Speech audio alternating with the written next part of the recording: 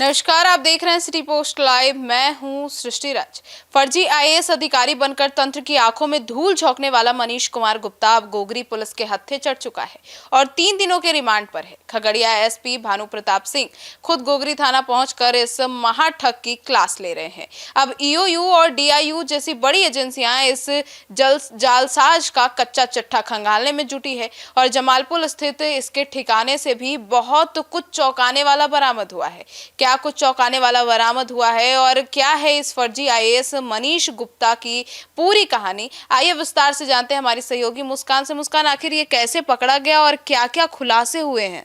देखिए, बिहार में अफसरशाही का चोला ओढ़कर जनता और तंत्र को ठगने का ये जो खेल है ये नया नहीं है, लेकिन मनीष गुप्ता का कांड देखकर तो पुलिस के भी होश उड़ गए थे। आपको बता दें, 8 अगस्त को खगड़िया एसपी के कड़े निर्देश पर गोगरी एसडीपीओ चंदन कुमार ठाकुर के नेतृत्व में जब पुलिस टीम ने मनीष के जमालपुर वाले घर पर जब धावा बोला तो जो सामान वहां मिला वो देख के तो पुलिस भी हैरान थी।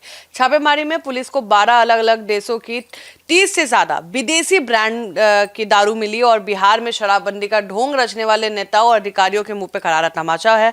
और कैसे एक फर्जी आईएएस अधिकारी अपने घर में विदेशी मैखाना सजाकर बैठा था। इसके अलावा मनीष के पास से 2 ऐसे वाहन बरामद हुए हैं जिन पर बड़े बड़े अक्षरों में गवर्नमेंट ऑफ इंडिया लिखा हुआ था। इन्हीं गाड़ियों में सवार होकर ढोंगी लाल बत्ती की ढोल जमाता था, पुलिस चेकिंग से बचता था, बड़े बड़े अधिकारी और प्रभावशाली लोगों को अपने झांसे में लेता था।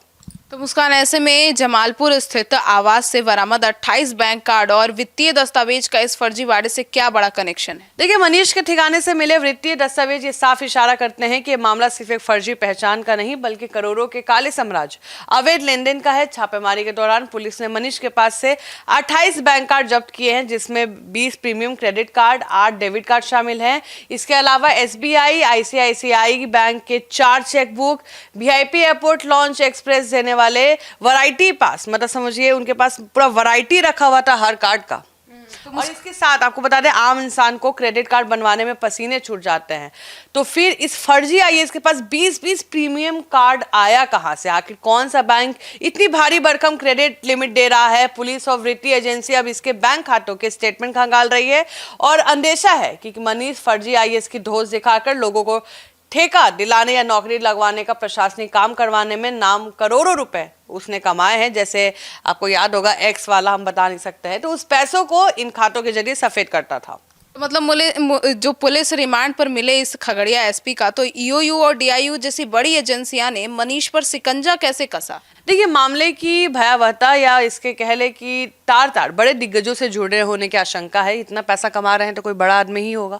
और आपको बता दें, देखते हुए न्यायालय ने मनीष को 3 दिन की पुलिस रिमांड पर गोगरी पुलिस को सौंप दी है। अब रिमांड जब पुलिस का मिलता है तो आपको पता ही है कैसे कैसे टॉर्चर करके पूछा जाता है, पानी पिला पिला के पूछा जाता है। तो शनिवार को जैसे ही मनीष को गोगरी थाना लाया गया, खुद खगड़िया एसपी भानु प्रताप वहां पे मौजूद थे और उन्होंने कहीं ना कहीं थाना पहुंचकर बंद कमरे में महाठग से अलग तीखे सवाल किए। मामले में बड़े आपराधिक और आर्थिक नेटवर्क की बू आती ही राज्य की आर्थिक अपराध इकाई यानी ईओयू और डीआईयू की टीम को भी इस जांच में उतार दिया गया है। पुलिस अब मनीष के मोबाइल, लैपटॉप, तमाम डिजिटल उपकरणों को फॉरेंसिक जांच के लिए भेज रही है। ईओयू की टीम ये पता लगा रही है कि मनीष के व्हाट्सएप कॉल रिकॉर्ड्स और ईमेल में किन किन नेता, असली नौकरशाहों और बड़े ठेकेदार के नंबर दर्ज है। और ये जांच केवल मनीष तक सीमित नहीं रहने वाली बल्कि उन तमाम सफेद पोश की गर्दन नपेगी जो इस फर्जी आईएएस के मददगार बने हुए थे। तो मुस्कान, ऐसे में ये जो फर्जी पहचान है, गवर्नमेंट ऑफ इंडिया लिखी गाड़ियों का इस्तेमाल मनीष किन किन घिनौने मकसद के लिए करता था? देखिए, गवर्नमेंट ऑफ इंडिया लिखी गाड़ियों में घूमना और खुद को आईएएस अधिकारी बताना कोई बच्चों का खेल या शौकिया काम नहीं था।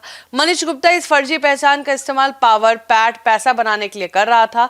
पुलिस की प्राथमिक जो पूछताछ है, आप समझिए कि उसमें पुलिस की प्राथमिक पूछताछ में ये बात सामने आ रही है कि वो स्थानीय स्तर पर नेता, कारोबारी, आम जनता के बीच खुद को केंद्र सरकार का बड़ा अफसर बताकर रौब झाड़ता था और कहीं ना कहीं उसका फायदा उठाता था। जब किसी गाड़ी पे भारत सरकार लिखा होता है तो टोल प्लाजा से लेकर थाने तक पुलिस उसे सलाम ठोकती है, उसका फायदा उठाता था, तो ये फायदा उसको मिल रहा था। मतलब कि ये जो मनीष है, इसके मतलब ये ढाल बन चुका था, इस चीज को लेकर ढाल बना चुका था गवर्नमेंट ऑफ इंडिया की पहचान को लेकर, और इससे विदेशी शराब की गतिविधियां, तमाम चीजें करता था।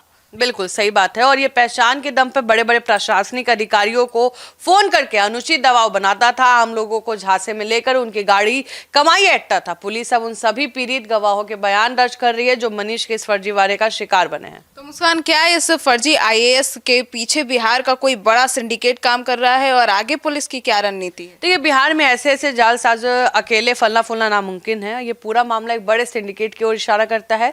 मनीष के पास 12 देशों की शराब पहुंच जाना, बिना किसी सरकारी पद के गवर्नमेंट ऑफ इंडिया की पट्टी लगवा के गाड़ी में घूमना और सड़क पे दौड़ाना, 28 से 28 बैंक कार्ड आसानी से मिल जाना, ये बिना किसी अंदरूनी मदद के संभव ही नहीं है। पुलिस रिमांड 3 दिनों के लिए है। गोगरी पुलिस और यूयू की संयुक्त टीम मनीष को आमने सामने बैठाकर उससे नेटवर्क का पर्दाफाश करेगी। पुलिस की आगे की रणनीति स्पष्ट है कि मनीष के मोबाइल से डिलीट किए गए डेटा, चैट को रिकवर करना, उन लोगों की सूची तैयार करना जिनसे मनीष ने पैसे का लेन देन किया है, गाड़ियों पर फर्जी सरकारी स्टिकर, नंबर प्लेट लगाने वाले से कंजा कसना और ये पता लगाना कि विदेशी शराब का जो ये खेप है बिहार के किस बॉर्डर से और किसकी मदद से खगड़िया तक पहुंचा है।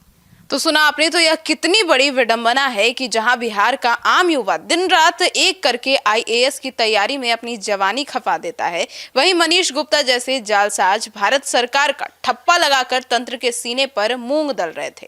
12 देशों की शराब और 28 बैंक कार्ड के साथ पकड़ाया यह फर्जी आईएएस अब पुलिस के हत्थे चढ़ चुका है। लेकिन सवाल यह है कि क्या पुलिस इस महाठग के जो आका है उन तक पहुंच पाएगी, या फिर यह मामला भी महज एक रिमांड और जांच का नाटक बनकर रह जाएगी। खगड़िया पुलिस और ईओयू की ये जो 3 दिन की कार्रवाई है, इसमें पूरे बिहार की नजर टिकी हुई है। अब आपकी क्या राय है इस पूरे खबर को लेकर? अपनी राय कमेंट सेक्शन में जरूर बताइएगा। धन्यवाद।